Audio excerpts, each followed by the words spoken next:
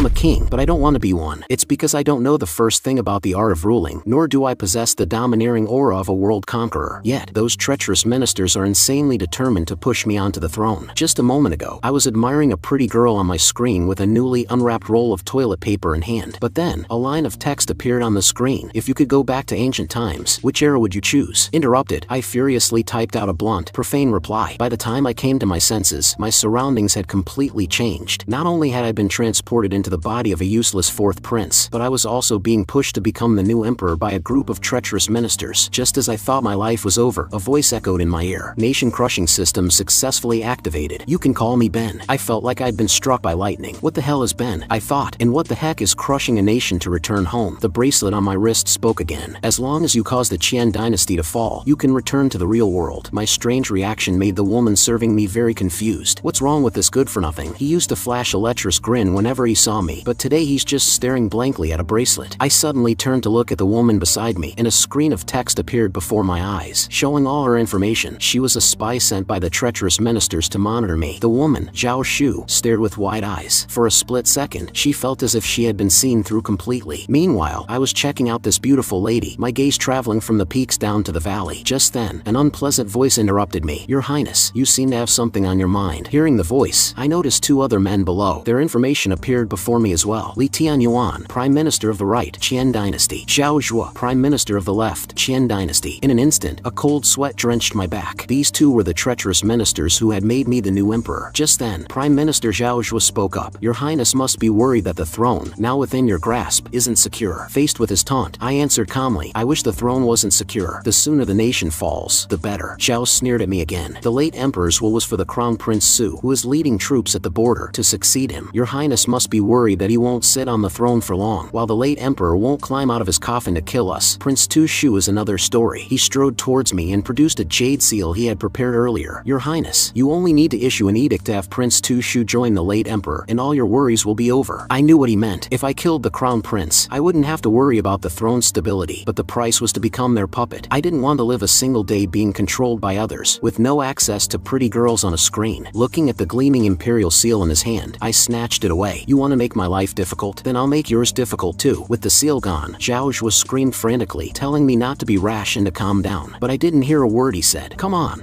kill me now. I am the emperor now. The seal will be in my keeping from now on. Who lives and who dies is for me to decide. My words instantly captivated Zhao Shu, turning her into a starstruck fan. So His Highness is this assertive? That line, who agrees and who objects, was just so cool. So his past useless behavior was all just an act. My act of casually placing the imperial seal on my head scared Zhao Zhuo out of his wits. You brat, you're getting arrogant before you've even been coronated. If I have the power to put you on the throne, I have the power to take you off it. Hearing his threat, I just laughed harder. Come on, come and get me. Just as Zhao Zhuo was about to lose control and attack me, Zhao Shu grabbed him from behind, urging him to calm down. At that moment, Prime Minister Li Tianyuan stepped forward to smooth things over. We all share a common goal. Why don't we all calm down first? His calm demeanor surprised me. I suddenly smiled. Let's see if you can stay this calm. And with that, I tossed the imperial seal into the air. With a loud crash, the hall fell silent. I just feigned an innocent look. Oh, my apologies. My hand slipped. The imperial seal symbolized the fortune and authority of the Qian dynasty. It was the instrument through which an emperor commanded his court and ruled the realm. But I had just shattered this priceless treasure into pieces. Destroying the imperial seal was a capital offense. I had provoked them to this extent. They couldn't possibly tolerate it. Now you have to kill me, right? So I can complete my nation-destroying mission? Zhao, his face contorted with rage, pointed a trembling finger at me, unable to form a complete sentence. But just as he was about to explode, Li Tianyuan grabbed him and held him back. Your Majesty is joking. The entire world is yours, let alone a mere imperial seal. If it's broken, it's broken. It's no big deal. Your Majesty should go and rest. With that, Li Tianyuan dragged Zhao Zhuo out of the hall. Seeing this, I yelled after them. The Son of Heaven is subject to the same laws as the common people. Are you really not going to execute me? But they paid me no mind and left the hall. Back in his study, Zhao Zhuo immediately declared that I, Tu Yi, had to be killed. Then he turned on Li Tianyuan, cursing him. You spineless coward. You actually called that brat your Majesty. Li Tianyuan angrily called him a fool. The Crown Prince Tu Shu is still out there. If the late emperor dies a mysterious death in the capital, who do you think Tu Shu will come after first? Us, the two most powerful ministers during his father's reign. Tu Yi shattering the seal cost us a tool against Tu Su. Our only leverage now is the man who is about to ascend the throne. So, are you saying you think Tu Yi intentionally prevented me from killing Tu Shu and broke the seal on purpose? Li Tianyuan answered him. That's right. Tu Shu was originally Tu Ye's obstacle. potential, but with his ascension a certainty, he's reevaluating his relationship with his brother. With Tu Shu and his army out there, we can't completely sideline Tu Yi at court. If we push him too hard, he'll let Tu Shu into the capital, and we'll all be destroyed together. Tu Yi might even use this three-way standoff to control us. Xiao couldn't help but laugh. You're saying that brat has the brains to scheme that far ahead? Do you know where the phrase "the Son of Heaven is subject to the same laws as the common people" comes from? It's from the minister of the Qian Kingdom 100 years ago, Lord Wei Xinglu. Back then, Lord Wei was heavily favored by the Qian king and instituted reforms, wielding immense power, second only to the king himself. But when he lost the king's trust, he was executed by being torn apart by chariots. Now, Tu Yi has said the same thing. On the surface, he's talking about his own crime, but in reality, he's warning us. Zhao, however, remained furious. I don't care about any of that. I'm going to kill that brat. This time, Li Tianyuan didn't say another word. He had initially supported Tu Yi because he seemed the easiest to control among the late emperor's sons. But now, it seemed this fellow wasn't as incompetent as he'd thought. Oh, late emperor, your sons are truly interesting. Meanwhile, I returned to my chambers and fell into a deep sleep on the bed. But this wasn't the life I wanted. The food was terrible. There was nothing fun to do, and I had to review official documents, but I couldn't even recognize a single character. Without my phone or computer, I was going insane. Just then, a figure appeared beside me. Zhao Shu stood before me, completely unguarded. She blushed shyly. Your Majesty, I am here to attend to you in bed. Hearing her words, I froze for a second. Then, a lecherous grin spread across my face. I take back what I said before. This place is heaven. After trying out every Kama Sutra position, I felt an unprecedented sense of relaxation. Now, only one thing remained: get assassinated and return to the real world. So, I turned to look at Zhao Shu and noticed the hairpin in her hair. All I had to do was provoke her and create the perfect opportunity, and the job would be done. I smugly poured myself a glass of fine wine. Then, I called out her name. You're a spy sent by Zhao Zhua, aren't you? Hearing this, Zhao Shu's heart skipped a beat, but she maintained a calm facade. Your Majesty, what are you saying? I don't understand. I told her not to worry. I don't care about your secret dealings with Zhao Zhua. After all, he planted you here to control and monitor me, right? I'm quite enjoying this game with him. Otherwise, being emperor would be far too boring. Zhao Shu felt a chill run down her spine. My foster father went to great lengths to send me to his side, and in his eyes, it's just a game? Now that he's laid his cards on the table, does that mean he's tired of playing? My foster father will surely not spare me. I ignored her thoughts and pretended to be drunk, slumping onto the table. Come on, little one, the opportunity is all yours. Zhao Shu didn't disappoint. She reached for her hairpin, and the sharp tip glinted with a cold light. She tiptoed over to my side. At the same time, the system's voice suddenly rang out. Nation-crushing system upgrade complete. Ben will continue to serve the host. I was stunned. I'm about to complete the mission and go back. Why the hell are you upgrading now? Ignoring my thoughts, it explained. As long as the host can reduce the national power to 0 or below, the nation-crushing mission will be considered complete. Current national power is 1000. Based on the host's current influence, your death will not affect the national power. I instantly panicked. This wasn't part of the plan. At that moment, Zhao Shu had already raised the hairpin and was stabbing it towards me. With no time to think, I dodged her attack and pulled her into my arms. Close call, close call. Good thing I'm quick. But she had no intention of giving up. She struggled out of my grasp, grabbed the hairpin again, and lunged at me. However, she lost her footing and fell backward, revealing all her charms to my eyes. Seeing her crying, I found it a bit amusing. A total weakling trying to pull off a counterkill. I reached out and took her hairpin. You're too hasty. You fell for my provocation with just a few words. That's not what a qualified spy does. But Zhao Shu just cried harder and then fainted. When she opened her eyes again, Zhao Shu found herself in a dark, confined space. Zhao Shu, have you completed the task I gave you? Seeing the person, Zhao Shu screamed, Foster father, what are you doing here? Zhao sneered and reached for her. You can't even handle a simple task like this. There's no need to keep you around. Zhao Shu screamed in terror, only to find herself still in my bedchamber. I asked with concern if she'd had a nightmare, but she quietly asked me why I didn't kill her. I explained that it was just a game. Not only will I not kill you, but I'll also pretend I know nothing and let you pass information. After all, that's what makes the game interesting. I simply wrote an edict with a brush, and it was enough to make my concubine's face turn pale, even thinking it was a conspiracy tailored just for her. But the truth was, I just didn't know how to write with a brush. After 2.5 seconds, I gave up completely. I turned and called to Zhao Shu behind me. Come and help us write an edict. Before Zhao Shu could react, I had already pushed her in front of the desk. You can do it, my dear consort. I have faith in you. Zhao Shu blushed slightly. What edict does your majesty wish to issue? I said with extreme calm. Strip all members of the Tu clan, including Tu Su, of the Tu surname and demote them to commoners. These words sent shockwaves through Zhao Shu's heart. His majesty is courting death. He's actually revoking the imperial status of his own clan relatives. She gathered her courage and asked me, why issue such an edict? I knew from the system's rules that weakening the influence of the Tu royal family would deduct a large number of points, and I could simultaneously cultivate the image of a cruel, foolish ruler. Zhao Shu looked at the corner of my mouth, which was harder to control than an AK-47, and felt her hair stand on end. She quickly said, "This servant has overstepped. Please forgive me, Your Majesty." But I didn't blame her. I generously told her, of course, it's to increase the difficulty of the game. With this edict, not only do I become an isolated monarch without family support, but I'll also be branded a heartless tyrant. I'm having you write the edict, and then you can tell Zhao Zhuo the good news. He'll surely be delighted. Consider this information a gift from me. At that moment, Zhao Shu's heart pounded. This was the first time anyone had ever given her a gift. I know His Majesty is tricking me, but why do I still feel happy? The scene shifts to Zhao Zhuo's residence. After writing the edict, Zhao Shu went there immediately. Seeing her, Zhao Zhuo asked with displeasure why she was so late. Zhao Shu said she had important intelligence to report. Tu Yi has ordered all members of the Tu royal family to be demoted to commoners. Hearing this, the two old foxes were shocked. What is that kid thinking? We just talked about choosing a new emperor from the Tu clan, and he issues this edict. Li Tianyuan ignored him and asked Zhao Shu, "Is this true?" Zhao Shu, wringing her hands, said sheepishly, "I was the one who wrote the edict for His Majesty." A fierce light flashed in Zhao's eyes, and he slapped Zhao Shu across the face. "Tell me, did you leak our secrets?" Zhao Shu, clutching her bruised cheek, whispered, "I did not." But Zhao Zhuo didn't believe her at all. "Don't think I don't know. You hussy must have fallen for that pretty boy, and now you're putting on a show for me." Suddenly, a large hand rested on his shoulder. "Minister Zhao Zhuo, if Zhao Shu had leaked the secret, how would you and I know about this edict? This is Tu Ye's plan to sow discord and warn us not to rashly support a new emperor." Hearing Li Tianyuan's analysis, Zhao Zhuo realized he had been blinded by anger. He then smilingly helped Zhao Shu up. "It was foster father's fault just now. You won't blame me, will you?" Zhao Shu replied, "I wouldn't dare." Then Zhao Zhuo looked at Li Tianyuan. "It seems your plan is ruined. In that case, I will rally the court officials to humiliate him during his first court session. I'll let him know who really calls the shots in this Qian dynasty." Li Tianyuan wanted to say something more but quickly gave up. Zhao Zhuo wasn't cut out for great things. I should make my own plans. Meanwhile, I looked at the finalized edict. Now I just needed a good time to announce it. But even so, I was still far from clearing the national PowerPoints. Suddenly, I remembered the foolish rulers from history. Besides trusting treacherous officials, they also neglected state affairs, abducted common women, and expanded their harems. Knowing this, I decided to follow their example and take all the female relatives from the ministers' households into my harem. Not only would it deduct a large number of national PowerPoints, but it would also provide some benefits for myself. It was a win-win. Immediately, I shouted to a eunuch, "We wish to see Zhao Zhuo and Li Tianyuan. Have them come to the imperial study at once." A quarter of an hour later, the two slowly arrived at the study. Seeing them, I immediately smiled. "Please, sit. Make yourselves at home." Zhao, however, looked disdainful, grumbling as he found a seat. "You've already ascended the throne. Shouldn't you attend the morning court tomorrow to get familiar with things?" He sneered inwardly. "Just wait until you show up at court tomorrow. I'll make you look like a fool." Little did he know, I had no intention of attending court. In my view, that was a point-gaining activity. So, I raised my cup and took a large gulp of wine. "Let's postpone the matter of court for another day. With you two loyal ministers here, I'm sure there's nothing you can't handle." Li Tianyuan listened with an "I knew it" expression, so he refused the request to attend court. He's not as simple as he seems. He not only guessed Zhao's plan to suppress him in court but also used the excuse of trusting his ministers, making it impossible to refute. Zhao's crude schemes are no match for him, but I wasn't thinking that far ahead. My mind was filled with the plan to expand my harem. So, I waved my hand and told them, "We have something to discuss with you. We are now the emperor, but my harem consists of only Zhao Shu. This is truly unbecoming. We have decided to search for beauties and expand the harem." Hearing this, even Zhao Zhuo was so shocked he staggered back a couple of steps. The late emperor has just been buried, and all he can think about is his lower body. This man is shameless. Even the usually calm Li Tianyuan was stunned. He summoned us just to discuss expanding his harem? I ignored their ghost-like expressions and continued, "This matter must be implemented as soon as possible." Both of them were speechless. Zhao Zhuo was the first to speak. "I support your majesty's search for beauties throughout the land, but on such short notice." I cut him off. "Indeed, this is very rushed. So, let's limit our search to the capital." Zhao was rendered speechless by my words and pinned his hopes on Li Tianyuan. "You have to stop this idiot." But I quickly continued, "I've thought of the most effortless method. Let's just select from the female relatives of the court officials." After leaving the imperial study, Zhao Zhuo was instantly displeased. That idiot ignores state affairs and wants to expand his harem. This is the classic behavior of a foolish ruler. But with that kid self-destructing on the throne, it saves us a lot of trouble. Li Tianyuan, who was walking ahead, suddenly stopped, turned around, and angrily told Zhao Zhuo to shut up. "If you continue to underestimate His Majesty like this, the consequence for us will be the extermination of our entire clans." Zhao was startled by his angry expression. Li Tianyuan also realized he had lost his composure, paused, and then continued, "His Majesty's actions just now were all brilliant moves with deep meaning. You just made a plan to embarrass him in court, and he easily thwarted it. This shows he is fully aware of our intentions. But that plan was just made, and we were summoned to the palace immediately. There was no way the news could have leaked. That's what makes him terrifying. Not only that, but besides not attending court, he he also wants to expand his harem. This series of actions seems dissolute and misleading, but it's a chain of interconnected schemes aimed at us. Zhao asked him what he meant, because he is confident that he can control the court even without attending. By taking the female relatives of the ministers into his harem, he can use marriage alliances to directly win over the officials and undermine our power base at court. Hearing this, Zhao Zhuo instantly panicked. Li Tianyuan suddenly laughed and told him not to worry. His Majesty inherited the two bloodline. This is only natural. As his subjects, we should of course satisfy him. A few days after that, Li Tianyuan reported to me that the edict to demote all two clan members to commoners was being carried out, but because the former Crown Prince Tu Shu was stationed with the army at the border, it had not yet been implemented for him. I raised my hand to stop him from saying more. I don't want to hear about that. Then, I looked at him with a lecherous expression. How is the harem I asked you to select for us coming along? Li Tianyuan quickly explained. Because of the tight schedule, we haven't found the number of people your Majesty specified. He clapped his hands behind him and ordered his subordinates to bring the women forward. Soon, a group of celestial beauties appeared before me. Seeing them, my mouth shamelessly watered. Is this heaven? Just as I was lost in my reverie, they all called out in unison, "Greetings, your Majesty." I put my arm around Li Tianyuan's shoulder and asked him, "Are there any girls here with special skills?" Li Tianyuan's expression stiffened slightly. "Your humble servant does not understand what special skills your Majesty is referring to." His words surprised me. Does this kid not understand the secret language between men? Li Tianyuan's heart pounded. Could something have gone wrong with my plan? It turned out that two of the women were special. Over a decade ago, two prominent families in the Qian dynasty had their entire clans wiped out for offending the late emperor. Their only descendants, however, were secretly saved by Li Tianyuan. For over 10 years, Li Tianyuan had never mentioned their identities to anyone and had personally taught them everything he knew. The day before they came to the palace, Li Tianyuan had summoned the two of them and informed them of the death of Tu Qianjun, the man who had annihilated their families. Although you couldn't take revenge with your own hands, that old dog has another son, Tu Yi. I can give you the chance to eliminate him. However, he is cunning and deeply depraved. Are you afraid? The two of them immediately swore an oath. As long as we can take revenge with our own hands, we are willing to die 1,000 deaths. Thinking of this, Li Tianyuan finally relaxed. Just then, I suddenly exclaimed, "These two young ladies are extraordinary." Li Tianyuan's heart skipped a beat. He looked at me in disbelief. He found out this quickly, and their information was displayed before my eyes. Zhuge Sha, approaching with the intent to destroy the nation for revenge. Fan Taozhu, also approaching with the intent to destroy the nation for revenge. Seeing this, I suddenly turned to look at Li Tianyuan and secretly praised him for a job well done. I need exactly this kind of special talent. So, I strode over to them. "State your names." The two of them feigned shyness. "This servant is Fan Taozhu. This servant is Zhuge Sha." Hearing their introductions, I stroked my chin and leaned in close to Zhuge Sha. "You seem a little nervous." This made Li Tianyuan's heart sink to the bottom. Zhuge Sha has an introverted personality. Under Tuye's presence, she might expose herself. I lifted her chin and told her not to be afraid. "We are very approachable." Then I happily kneaded her face, but her expression became more and more distorted. The system suddenly popped up with an emergency notification. "Congratulations to the host for discovering Zhuge Sha's hidden attribute." I secretly thought, this is not good. Then I heard a thud. I was just trying to stage a scene of favoritism. I didn't expect Zhuge Sha to be so fragile. Now Li Tianyuan will definitely worry about her being exposed and have her replaced. Sure enough, Li Tianyuan suddenly knelt down. "Your humble servant was negligent and chose poorly, allowing this woman to be disrespectful in your Majesty's presence. I deserve 1,000 deaths. I will have this woman removed at once." I raised my hand to stop him, then scooped Zhuge Sha into my arms. "I like shy women just like this. My dear minister, you truly understand me." Hearing this, Li Tianyuan wiped the cold sweat from his forehead. "Thank you, your Majesty." To make the act more convincing, I immediately said, "Tonight, Zhuge Sha will attend to me in bed." Suddenly, I noticed a murderous gaze from the side, but I mistook her look for dissatisfaction. Could it be that Miss Fan Taozhu wants to attend to me as well? But just as they were ready to offer themselves, I didn't do any of those lewd things. Although they were beautiful and cute, they were spies sent to eliminate me. But since they were sent by Li Tianyuan, they must have something extraordinary about them. However, the system only displayed their basic information and ability scores, nothing else. Having waited a long time for my affection, Fan Taozhu was now feeling very confused. Why hasn't this foolish ruler come yet? We were all prepared to offer ourselves, even to be subjected to various humiliations and ultimately submit to his debauchery. But now, the scene I imagine hasn't happened. Compared to being treated like that, the inactive Tu Yi seems even more terrifying. Fan Taozhu suddenly remembered what Li Tianyuan had told them before. Tu Yi is a cunning man. Although he is very lecherous, he is hard to fool with beauty. Besides, Zhao Zhuo has already sent Zhao Shu to him. She is both your ally and your competitor. To gain Tu Yi's trust, you must show him value beyond your looks. I believe you know how to display your extra value. While they were still pondering what to do, I suddenly asked them, "Do you have any talents or special skills?" Hearing this, their hearts sank. So it's come to this. Zhuge Sha started counting on her fingers. "This servant is skilled in divination, astrology, character reading, feng Shui, and alchemy. Hearing this, a smile touched my lips, and I nodded in satisfaction. But she then added, this servant is also skilled in the arts of the bedchamber. Zhu, standing beside her, gave her a speechless look, thinking, are you serious? I didn't say much but looked at Fan Tao Zhu. And what are your talents? Zhu's body trembled slightly, not knowing how to answer. She was born into a merchant family and had followed her grandfather to various business venues since she was young. Through observation, she became skilled not only in calculating goods but also in calculating people's hearts. But her grandfather's fate made her understand that possessing both skills could easily arouse suspicion from those in power. The prerequisite for revenge is to protect myself. I must show my value while packaging myself as a harmless person. Thinking this through, she put on a sweet, innocent smile. This servant has no special talents. The only thing I have to offer is the vast fortune passed down from my family. I was floored. Her image instantly became colossal in my mind. Is this the power of a superpower? So, I began to ponder carefully how to make them use their talents to help me destroy this country. Soon, I had a decision. As the ruler of a nation, how could we be interested in Miss Zhu's family fortune? On the contrary, would Miss Fan Tao Zhu be willing to manage the national treasury for us? Zhu's face showed an expression of utter shock, while I was secretly pleased with my decision. Fan Tao Zhu comes from a merchant family. She must be a natural at discreetly emptying the national treasury. As for Zhu Bisha, who comes from a family of occultists, she can perfectly emulate the historical Su Fu's alchemy quest. So, I told Zhu Bisha, from now on, you will be our state preceptor, in charge of the Imperial Medical Academy, responsible for concocting longevity elixirs for us. Such an arrangement is the perfect setup for a nation-destroying ruler, isn't it? But soon, something occurred to me. I looked seriously at the still-dazed Zhu Bisha. From now on, you must wear a Taoist robe when you see us. This strange one made Zhu Bisha feel very uncomfortable. However, this line of thought opened up a new door for me. In the future, I must arrange a new set of outfits for my entire harem. Cat ears, maid outfits, all of it must be arranged. On the other side, after forging the edict, Zhao Zhuo became incredibly excited. Once Tu Shu is eliminated, Tu Yi will have no external support. The world will be mine for the taking. Thinking this, he called out loudly for his guard. Soon, the sound of footsteps was heard outside, and a man in armor knelt before him. Zhao took out the prepared box. I want you to leave for the northern commandery at once and deliver this edict to Tu Su, the commander of the northern garrison. You must witness Tu Shu's suicide with your own eyes and bring back his head. I want to present a gift to his majesty. And on the eaves of Zhao's residence, a figure recorded everything he had just heard and passed on this crucial intelligence. Meanwhile, in a dense forest somewhere, a small cavalry squad of several dozen men was riding towards the northern commandery, but their movements had long been exposed. The masked woman leading them had already received the message, but just as she was about to give the order to attack, she slipped and lost her balance, letting out a scream as she fell into the thick grass. Seeing their leader, Zhao, fall, the two men beside her were already used to it. Zhao's disgruntled voice suddenly rang out, useless fools. The marching Zhao Zhuo Xian also sensed that something was wrong and subconsciously looked towards the bushes. Seeing a suddenly appeared rope, Zhao Zhuo Xian quickly called for his men to stop, but the soldiers behind him were not so lucky. Their fast horses were tripped by the rope. Just as they were about to get up, a burst of fire exploded behind them. Dozens of black figures appeared from the sky, unleashing a volley of hidden weapons they had prepared. Zhao Xian swung his sword, deflecting all the attacks. In front of him were two men in black, holding blades. Zhao Zhuo Xian roared in anger, mere rebels, how dare you intercept an imperial edict? With just one slash, he killed the two men blocking his path. Suddenly, an eagle's cry was heard. On the high, round moon, a figure stood, but before Zhao Zhuo Xian could react, a sharp dagger was already at his neck. Zhao Xian instantly knew their identity, but the cold blade gave him no chance to speak. A black shadow knelt before Zhao and presented the captured edict. The woman took off her hood. As expected, that foolish ruler ordered Prince Tu Shu to commit suicide. The man beside her hesitated. Since it's His Majesty's edict, was our action tonight a bit presumptuous? A pebble grazed his cheek. Have you forgotten the original purpose of our Shadow Guard? Where there is light, there is shadow. Only Earth can be born from heaven. We, the Shadow Guard, walk in darkness to protect the late Emperor, the Celestial Emperor. We can be sinister and bloody in our methods, but don't forget who we are loyal to, the late Emperor. The late Emperor appointed Tu Shu as the Crown Prince. Now that he is gone, we should follow his will and support Tu Su. Tu Yi not only usurped the throne but now wants to assassinate the Crown Prince. Before the man could recover from the shock of Zhao tearing the edict to shreds, he heard her say, the current Son of Heaven is the one we must eliminate. Then, Zhao instructed the man to clean up the scene. Prince Tu Shu is far away in the northern border. A round trip to the capital, even at full speed, takes 4 days. For 4 days, Tu Yi will not discover the anomaly with the edict. Before that, I will kill him with my own hands. Meanwhile, I suddenly sneezed. Is another beauty thinking of me? 5 days later, Zhao Zhuo had still not received any word from Zhao Zhuo Xian. Suddenly, a figure walked in. What are you waiting for, Minister Zhao Zhuo? Zhao nervously said he was waiting for nothing, then asked him what he was doing here. Li Tianyuan smiled and told him, I came to bring you news. One piece of good news and one piece of bad news. Zhao couldn't help but feel puzzled. What bad news could there be? Li Tianyuan revealed a smug smile. Of course, it's that your plan to forge an edict and kill Tu Shu has failed. Zhao's eyes widened, and he grabbed Li Tianyuan's collar in a fit of rage. Li Tianyuan pushed his arm away. Our positions are the same. You don't need to lie to me. Zhao Xuexian was ambushed and killed in the outskirts of the city 5 days ago. The ones who did it were the leader of the Shadow Guard. Zhao's heart clenched. How could she? Li Tianyuan interrupted him. Let's hear the good news first. Although Xiao killed Zhao Xuexian, she mistakenly believed the edict was issued by Tu Yi. Her next target is Tu Yi. But he quickly recovered and questioned Li Tianyuan about how he could know such top-secret information. Li Tianyuan was disdainful. Minister Zhao Xue doesn't need to know the specifics, but your luck is good. You could say it's a blessing in disguise. We can use this incident to break the balance His Majesty has created between Tu Su, you, and me. Tonight, His Majesty is holding a grand harem banquet in the Celestial Palace. It's crowded and chaotic. If Xiao wants to make a move on His Majesty, tonight is the best opportunity. So, I made some arrangements to make the Imperial Guard's security exceptionally lax tonight. Now, Xiao and the Shadow Guard represent Tu Su. So, whether the assassination succeeds or fails, Tu Shu will be blamed for regicide. Having lost the moral high ground, even with his army, he will no longer be a threat. After hearing his plan, Zhao's eyes lit up. This one stone, two birds strategy not only gets rid of Tu Yi but also frames Tu Su. But Li Tianyuan told him not to get carried away. The final outcome is still unknown. How could such a surefire plan fail? Zhao Xue looked bewildered. However, Li Tianyuan didn't say anything more and walked out the door on his own. Outside, Li Tianyuan looked worried. In this plan, the only variable I can't predict is His Majesty. Logically, Fan Taozhu and Zhuge Sha hate the two clan to the bone. Tonight at the Celestial Palace, they will naturally look for an opportunity to strike at His Majesty. But although they are intelligent and resourceful in terms of cunning, are they really His Majesty's match? Meanwhile, the cosplay party I had been looking forward to was finally underway. One after another, stunningly beautiful ladies appeared in various strange and wonderful costumes, and they all had one goal: to win my favor tonight. At the same time, a pleasant bell chimed, and a young woman in a purple, exotic-style outfit entered the party. She was none other than the leader of the Shadow Guard, Xiao. But soon, she felt countless murderous gazes on her. They are just ordinary people. Why are their eyes so terrifying? And in their mouths, Xiao became the little vixen who would do anything to climb the social ladder. Soon, someone came up to remind her, although your costume is very creative, you're still too naive to compete with us for His Majesty. Just as Xiao was about to lose her temper from the humiliation, a voice from outside the hall announced, His Majesty arrives. I walked out, flanked by Fan Taozhu and Zhuge Sha. As soon as I appeared, I blew a loving kiss to all my consorts, and my consorts rushed towards me like a crazed mob. But my expression didn't change at all. Suddenly, I saw a special young lady in the crowd. I didn't expect an assassin to come just for me. Noticing my gaze, Xiao also felt it was incredible. She then pulled a short blade from her waist and, ignoring the women in front of her, charged at me. I looked, somewhat stunned, at the woman who had suddenly burst forth. By now, Xiao was already charging at me with her blade, but Zhuge Sha, behind me, still thought this was a pre-rehearsed performance. They shouted in unison, How dare you? How dare you say such treasonous words in front of His Majesty? It turned out that 5 days ago, I had told them I was hosting a cosplay party. The girls below didn't understand why it was called cosplay. I pulled out a student uniform. Cosplay is role-playing. My dear consorts will wear clothes they like and play games happily with us. Although they didn't understand what it meant at the time, now they instantly grasped the meaning of the party, to feel excitement through the fun of role-playing. In their eyes, Zhao's so-called assassination was a display of her fervent love for me. The other consorts instantly realized it too. This woman is trying to have His Majesty all to herself through this trick, but now that I've seen through you, I won't let you succeed. Then, the young lady who had realized it first charged forward. Xiao instantly sheathed her blade, grabbed the woman's arms, and expertly threw her over her shoulder, subduing her. This made Xiao very confused, wondering if the woman was insane. She has no cultivation at all, yet she dares to attack me. But soon, she felt a chill behind her. One by one, the young ladies rushed at her like a horde of zombies. It turned out they all thought Xiao was competing with them for my favor. Watching Xiao being pushed further and further away by the crowd, I couldn't help but feel speechless. At this moment, Zhao's heart was in turmoil. Why is this foolish ruler so loved by these consorts? Does he really have some extraordinary quality? But she was no longer merciful. She reached for her blade. You asked for this. Seeing this, I instantly panicked. Those are the vital human resources that guarantee I can play the role of a foolish ruler and complete my nation-ruining mission. So, I quickly intervened. Spare those girls. Xiao looked at me with confusion. She didn't understand why I didn't take the opportunity to escape but instead came back to stop her. Little did she know, my action made the consorts in the harem even more devoted to me. Although I saved those consorts, I couldn't be killed by that woman now. Otherwise, the nation-destroying mission would be impossible to complete. So, I said to her, it's not my time to die yet. She coldly told me to shut up. You're all talk. But I continued, I can abdicate the throne to Tu Shu in exchange. Isn't your purpose in assassinating me to let Tu Shu ascend the throne? Hearing this, Zhao's heart was greatly shocked. shocked. He knows my identity and purpose? Is this a trap? She coldly questioned why I was doing this. Hearing her question, I suddenly laughed, putting on a carefree act. Alright, I'll come clean. My goal is actually to be a lazy, do-nothing foolish ruler. What's a throne compared to the beauties in my harem? I have neither the talent to rule nor the desire to be emperor. It's better to let someone more capable have it. As my speech ended, system alert. Host triggered the nation-ending event rebellion at the outpost. Historically, Zhao Kuangyin seized power in a military coup and took the throne. 1,000 national power points deducted. I was also taken aback. I didn't expect my crazy move to directly trigger a nation-destroying event. Heaven is truly on my side. She looked at me with suspicion. Could there really be someone in this world who isn't obsessed with power? This must be his trick. Suddenly, she said coldly, I don't care if you really think this way or if you're just trying to buy time. If I kill you, the result is the same. Her words made my scalp tingle. Why is this girl so obsessed with killing me? So, I spoke again. Killing me now will only make Tushu bear the infamy of regicide. Even if he becomes emperor, his rule will not be legitimate. I'm doing all this for his sake. After hearing my answer, Xiao fell silent. She suddenly remembered what the late emperor had told her. I established the Qian dynasty and quelled the wars in the north. Do you think I count as a good emperor? Your majesty is wise and martial, decisive in battle. You count as a great ruler for the ages. Unfortunately, my methods are only suitable for chaotic times of conquest. The Qian dynasty that follows may not need an emperor like me. Xiao loudly denied it. The Qian dynasty will always need a ruler like your majesty. The late emperor suddenly laughed. I know my time is short, but this may not be a bad thing for the Qian dynasty. I only hope that my successor, even if not as qualified as me, even if lazy and absurd, as long as he is tolerant and uncontroversial, not eager for quick success. Recalling the late emperor's last words, Xiao had once thought the successor he spoke of was his majesty, Tusu. But now, lazy and absurd, tolerant and uncontroversial, these traits on Tuyi seemed to fit the late emperor's description at the time. But soon, she rejected this answer. Crown Prince Tu Shu is the late emperor's eldest son, the legal heir of the Qian dynasty. How can I be swayed by a few words from Tuyi? So, she once again erupted with a terrifying killing intent and walked towards me step by step. Since you don't want this throne, then I'll have to trouble you to make a trip to the northern city of Lincheng and complete the abdication ceremony with His Highness Tu Shu in person. Hearing this, I finally revealed a smile. As long as the abdication ceremony is completed, this nation will surely fall. Suddenly, a voice interrupted my thoughts. Zhuge Xia stood in front of me. You want to take His Highness? Have you asked for permission from the talisman in my hand? This made Xiao feel incredibly troubled. She could sense that the woman in front of her was also a powerful expert. So his previous talk of abdication was just a lie to buy time? This foolish ruler is truly skilled at manipulating people's hearts. In reality, I was just as confused about the current situation. Suddenly, Fan Taozhu put a hand on my shoulder. Your Majesty, don't worry. Zhuge Xia's occult arts are powerful. Her combat strength is probably on par with that assassin. With her protecting your Majesty, the assassin has no chance. After saying this, Fan Taozhu felt that her decision just now was correct because she saw a look of absolute confidence on my face. It turned out that the night before they were sent, Li Tianyuan had asked them if they knew their mission after getting close to Tuyi. Zhuge Xia had immediately said, of course, find a chance to kill Tuyi and avenge our families. Li Tianyuan had shaken his head in disappointment. Your vendetta cannot be resolved by just killing one Tuyi. Your ultimate mission is to bring about the fall of the Qian dynasty. So, for now, you must ensure that Tuyi stays alive. Hearing this answer, both of them were stunned. Li Tianyuan continued to explain, originally, among all the princes, Tuyi appeared the most incompetent. I took advantage of Tu Shu being away with the army to support his ascension, precisely to let the Qian dynasty change hands under his rule. Fan Taozhu instantly understood. You want us to be chaotic era femme fatale by his side, seducing him to become a nation-destroying ruler. Li Tianyuan nodded in satisfaction. Shu, you are indeed quick-witted. You understood with just a hint, but what you guessed was only my initial plan. After Tuyi ascended the throne, his actions were like a different person. His previous foolishness and incompetence seemed like a disguise, making him more and more unfathomable to me. So, you must take my place, observe him up close, and find his weakness. Seeing Li Tianyuan's grave expression, Fan Taozhu was stunned. This was the first time she had seen such an expression on Minister Li Tianyuan. Is he afraid, or is it extreme excitement? Li Tianyuan suddenly called out Zhu's name. You have always been clever. You can adapt to the situation by his side. And Zhuge Xia is skilled in occult arts and has strong execution, but she is simple-minded. There is just one thing you must remember. Never let him and Tu Shu stand on the same side. Seeing the faint smile on my lips, Fan Taozhu became even more certain of Minister Li Tianyuan's guess. Tuyi's foolishness and incompetence must be his disguise. This time, he invited the harem to this strange costume party with the purpose of making contact with the Shadow Guard and then joining forces with Tu Shu to deal with Minister Li Tianyuan. Unfortunately, your scheme was already predicted by Minister Li Tianyuan, and I was not as composed as she imagined. Instead, I was anxiously trying to break up the fight. Realizing it was useless, I suddenly burst out laughing. In the end, I even stopped trying to intervene. I glanced sharply behind me, staring intently at Fan Taozhu. Zhu. As expected, I saw her guiltily look away. I had almost forgotten that this one was also Li Tianyuan's person. Li Tianyuan wanted to use me as a puppet, so they would definitely stop me from abdicating to Tu Su. I must control Zhugesha's actions to complete the rebellion at the Outpost 2.0 event. A powerful general commanding troops is stationed outside. The host is under threat and forced to abdicate in his favor. If the abdication succeeds, the event is considered complete and 1,000 national power points will be deducted. Hearing this, a sinister smile appeared on my face. How could I have forgotten Zhugesha's weakness? So, I quietly came up behind Zhugesha, wrapped one arm around her, and used the other to lift her chin. As the son of heaven, how could I let my beloved consort protect me? Sure enough, my superb technique made her drop her guard. Zhugesha's body went limp and she collapsed. Immediately, I looked at Xiao. Now's your chance. Quick, take me hostage. My inexplicable words made Xiao very confused. Is this guy crazy? But I was still anxiously shouting at her. What the hell are you still hesitating for? The guards will be here soon. This gave Xiao a sense of urgency. Seeing her move, I breathed a sigh of relief and very cooperatively let her grab me from behind. And Zhu, in my arms, fell straight to the ground. Just as she was about to hit the floor, she miraculously stopped in midair, and her Yandera attribute was completely awakened. She would never let any woman other than herself and Fan Taozhu touch me, because once another woman touched me, she would enter a berserk state. That extreme threat made even Xiao feel a chill down her back. Zhugesha looked at her with murderous intent. You dare to fight me for my man? That terrifying aura made even the battle-hardened Xiao feel a sense of fear. Xiao gripped her short blade tightly, as if only this could give her a sense of security. Zhugesha's hands quickly formed several complex gestures, and then she took a deep breath, fire style, true samadhi fire. The next moment, a scorching flame appeared in her hand. At this moment, she was like a god of fire, seemingly able to eliminate this man-stealing vixen with a single blow. Alarm bells rang in Zhao's mind, and I was so scared I nearly wet my pants. If Xiao is killed, the rebellion at the Outpost Mutiny 2.0 event will definitely fail. So I shouted at her, quick, dodge, and even threw myself forward. Are you an idiot? At this moment, Zhugesha's attack landed. A scorching light exploded at the spot where they had just been, instantly illuminating the entire Imperial City. But what was dramatic was that I had accidentally kissed the assassin on the lips. Xiao, coming to her senses, her face changed drastically, but before she could move, her head hit the ground hard. Her consciousness instantly vanished. Fan Taozhu looked in my direction in disbelief. After the dust settled, I finally recovered from the shock, only to receive a system notification that my mission had failed. Then it told me that the Qin King chases around the pillar event had been triggered. Now that the assassin has been subdued by the host, national power points have increased by 1,000. I roared at the sky in frustration. What kind of stupid rule is this? How can you add points for a failed mission? This scene startled Fan Taozhu behind me. What a terrifying presence. The two masters have both fallen, yet he is completely unharmed. Minister Li Tianyuan, I'm beginning to understand the expression you had when you talked about Tu Yi. After an unknown amount of time, the assassin Xiao finally woke up. The moment she opened her eyes, I smiled at her and said, "Are you okay?" Seeing her confused look, I laughed and introduced, "This is my bedchamber." Xiao looked down at her hands and cursed me for being a despicable villain. Being insulted for no reason, I was also a bit confused. Then I saw her say to me with great grievance, "Even if you have my body." I quickly cut her off. "What are you dreaming about? If it weren't for me, you would have been killed by Li Tianyuan." It turned out that after Xiao fainted, Li Tianyuan had already rushed into my bedchamber with all his guards. Seeing that I was safe and sound, he immediately knelt down and apologized to me. I magnanimously told him it was fine, but he suddenly said he wanted to take the assassin away for investigation. I immediately raised my hand to stop him, then gave a lewd reason. "I think she's quite good looking. I want to keep her to attend to me in bed." Li Tianyuan looked at me speechlessly. "Your Majesty, this assassin is very dangerous." "I'm worried," but I said as if it were a matter of course. "I just like exciting games." "Or are you saying you don't think I can handle a woman who has lost her weapon and freedom of movement?" Li Tianyuan quickly replied, "I wouldn't dare." So I said to Zhu, "You take good care of Zhugesha." Then I called Zhao Shu to join me and dismissed everyone else. Although the rebellion at the Outpost Mutiny 2.0 event had failed, the assassin lady still had value. As long as I sent her back to Tu Su, the nation-destroying plan could continue. Seeing my ill-intentioned gaze, Xiao screamed in fear, "Kill me or do whatever you want, but don't come near me." She was desperately pushing me away, telling me to just kill her quickly. "The messenger you sent with the edict to kill Prince Tu Shu has already been dealt with by me. You will be dealt with by Prince Tu Shu sooner or later." Her words made me very confused. When did I say I wanted to execute Tu Su? But she told me not to argue. Prince Tu Shu is the one designated by the late emperor. If you don't kill him, how can you rest easy on the throne? Zhao Shu, standing nearby, understood everything. This was the work of her foster father. Seeing Zhao Shu's subtle expression, I instantly understood the whole story. It must be that idiot Zhao Shu who forged the edict. But I can use this mistake to my advantage, take the blame, and create more animosity with Tu Su. So I broke free from Zhao's hands, clutched my head with one hand, and laughed loudly. I remember now, it was indeed my edict. Zhao Shu, behind me, looked at my back with surprise. surprise. Then she saw me turn and grab a sharp longsword from the side. He holds so much military power. That should have been a gift from my father to me. While Zhao Shu was pondering why I would take the blame for this, she saw me look coldly at Zhao. Thinking about it now, killing him with a single edict is too boring. I've decided to play with him in a more interesting way. In Zhao's terrified expression, I swung the sword down at her. With a clang, the expected coldness did not appear on her body. Then she found that I had actually cut her chains. Are you wondering why I didn't kill you? Well, I'll tell you. You killed my messenger, so you will be the one to deliver a new edict to Tu Su. Father said Tu Shu is a natural-born god of war. To train him for the throne, he was made the king of the northern commandery and the commander of the northern garrison. But in my eyes, he's just a brute with no brains, nothing to be afraid of. Today, I will not only strip him of his titles as king of the northern commandery and commander of the northern garrison, but also strip him of his Tu surname and demote him to a commoner. You tell him, if he's not happy with my decision, he can try raising an army and taking back what was originally his. I'll be waiting for him in the capital. And in my heart, I was secretly pleased. My acting is definitely Oscar-worthy. But soon, the system's notification sounded again. It had actually triggered a second-tier nation-destroying event, the Jingnan Rebellion. I asked the system in my mind, what's the difference between this and a normal nation-destroying event? Triggering the Jingnan Rebellion requires two conditions: a royal vassal with significant military power in the north of the capital, and the host, as the emperor, issuing an edict to strip the royal vassal of his power. If the royal vassal raises an army in response, the first stage of the event is considered complete, deducting 2,000 national power points from the host. If the royal vassal leads his army into the capital, the second stage of the event is considered complete, deducting 5,000 national power points from the host. Hearing this, I suddenly burst out laughing. As expected of a second-tier nation-destroying event, if this mission is completed, my national power points will definitely go into the negative. Seeing my uncontrollable laughter, Xiao was even more certain that I had some serious issues. But soon, her expression became determined again. This is good. At least Prince Tu Shu has a chance to reclaim the country. Zhao Shu, on the side, was extremely shocked. I had actually let go of the assassin who had tried to kill me and even deliberately provoked Tu Su. After sending the assassin off, I quickly began to think. Although this plan was very likely to succeed, I still needed the help of the treacherous ministers to prevent any accidents. So, I turned my attention to Zhao Shu. I almost forgot about that guy Zhao Zhua. Didn't he keep urging me to attend court? I can use that. So, I called out Zhao Shu's name. I've been paying a lot of attention to Fan Taozhu and Zhuge Xiao recently. I'm sorry for neglecting you. Zhao Shu knelt before me in fear and quickly said she wouldn't dare feel neglected. I reassured her not to be nervous. Didn't I say before that you can tell Zhao Shu everything about me? This time, please pass a message to him for me. Tell him I plan to attend court and listen to state affairs soon, and that he should be prepared. Hearing this, Zhao Shu immediately relayed the message to Zhao Zhua that night. The next day, with the sun high in the sky, all the officials had already arrived. As the sound of footsteps echoed in the hall, the officials respectfully greeted the person. Greetings, Minister Zhao Zhua. Zhao, like an emperor, enjoyed their goodwill, but soon, he noticed something unusual. The seat for Li Tianyuan was empty. Another official came up behind him and reminded him, Minister Li Tianyuan is not feeling well, so he didn't come. Zhao knew he was just making an excuse. Although he was angry, he waved his hand dismissively. Since Minister Li Tianyuan is not feeling well, it doesn't matter if he's not here. His eyes turned fierce. After I'm done with that brat Tu Yi, I'll deal with him. Just then, the eunuch's voice rang out. His Majesty arrives. Zhao looked towards the entrance of the hall with displeasure. Soon, a figure appeared in their sight. However, it wasn't just me. Zhao Shu was following closely behind me. This caused a stir among the court officials. What kind of emperor brings his concubine to court? But I just smiled and swept my gaze over the crowd. You can't handle just one? The officials looked up at me with confusion. Then, they saw a scene they would never forget for the rest of their lives. I had brought all 365 of my concubines with me. The officials in the hall, unable to bear this blow, began to lament to the soul of the late emperor. But my harem didn't care about any of this and curiously walked around the court. Seeing this, I laughed and clapped my hands, even arrogantly telling them, we just wanted our beloved consorts to experience what it's like to attend court. My dear ministers shouldn't have any objections, right? Zhao Zhua, who had been waiting to see me make a fool of myself, was also stunned. What is this kid trying to do? Suddenly, an official's voice broke the silence. He had just realized that the illegitimate daughter he had recently sent to the harem was among them. Could it be that His Majesty deliberately brought them to court to humiliate us? Zhao directly lashed out. Bringing the harem to court is against the rules. What is Your Majesty's intention in doing this? But his words couldn't make me feel the slightest bit of shame. I am the emperor. My words are edicts. My actions are the will of heaven. What are you to dare to judge me? My arrogant words left Zhao Zhua speechless. I looked down at him from my high position. As long as I am shameless enough, as long as I have no bottom line, then no one can do anything to me. Then I turned to the eunuch beside me. Why aren't you getting seats for my beloved consorts? Soon, the eunuch brought over cushions and placed them next to my throne. I directed my consorts to sit down beside me. Everyone, just make do for now. And this action of mine directly triggered the system, deducting 500 national power power points. A hugely excited smile appeared on my face. It seems that just by losing the Emperor's dignity, I can deduct points. The officials below, seeing my performance, felt a massive headache. This guy is just an incompetent, foolish ruler. Zhao looked at me sitting on the dragon throne with a gloomy face. Just you wait, I'll make you look good. After everyone was seated, I looked down at those who were dissatisfied with me. This is our first time attending court. Do you have anything you wish to report? Hearing this, all the officials present couldn't help but chuckle. The show is about to begin. Then, Zhao Zhuo took a step forward. This minister has an important matter to report. Recently, someone discovered an auspicious omen on an island in the far eastern sea and presented it to me. Hearing this, I also became a little excited. I asked him what auspicious omen it was. A cold smile hung on Zhao's lips as he described in a very exaggerated manner. Of course, it's the divine beast, the azure dragon. This minister thought this symbolizes the rise of our great Qian dynasty, so I wanted to take this opportunity today to present this auspicious omen to your majesty. But after hearing this, I became extremely disappointed. I don't want any damn great rise. Zhao also noticed my disappointed expression, and his heart skipped a beat. Could it be that he already knows my next move? In the end, he still decided to continue with his plan. He said happily, "Your Majesty, please take a look at this auspicious divine beast." Then he clapped his hands behind him. Just as I was wondering what he would bring, I saw two guards leading a giant lizard into the main hall. After seeing the true appearance of the so-called divine beast, the hall fell into a long silence. I even spat out a mouthful of saliva. A divine azure dragon? This thing is just a giant lizard. But Zhao Zhuo thought I was speechless with shock, so he proudly pointed at the giant lizard. "Your Majesty, please look. How majestic is this divine beast, the azure dragon?" And in his heart, he sneered, "Kid, let's see how you handle this." At this moment, the system chimed in again, notifying me of a new nation-destroying event, pointing at a deer and calling it a horse. In the original story, Xiao Gao used this trick to seize imperial power. Now, I've encountered a similar character. Zhao Zhuo, I knew you wouldn't disappoint me. Is it finally my time to shine? Suddenly, the giant lizard's roar interrupted my thoughts. It was baring its teeth at me. The guards quickly tightened their grip. The ministers also started whispering, waiting to see me make a fool of myself. But I just stroked my head and smiled at Zhao Zhuo. I don't think this thing is any auspicious azure dragon at all. Hearing my words, Zhao Zhuo sneered even more. He then feigned a very troubled look. "It seems your majesty doesn't recognize the azure dragon I brought. Well then, ministers, you tell me, is it an azure dragon or not?" Hearing this, a minister immediately stepped forward and stated with absolute certainty that it was an azure dragon. Some even took out ancient books, claiming that there were records of such a creature. Then, all the ministers congratulated me. "Your majesty is blessed. It truly is an auspicious azure dragon." Hearing their voices, Zhao Zhuo looked at me with great pride. "Let's see what you have to say now, kid." Little did he know, I was even happier than they were at this moment. At this rate, I'll be able to complete my nation-ruining mission. But just then, someone suddenly stood up and questioned it. "This thing is so ugly. How could it be an auspicious beast?" I looked angrily towards the source of the voice. Who the hell dares to help me? It turned out that the one who had backstabbed me was one of the concubines I had brought with me. A miscalculation.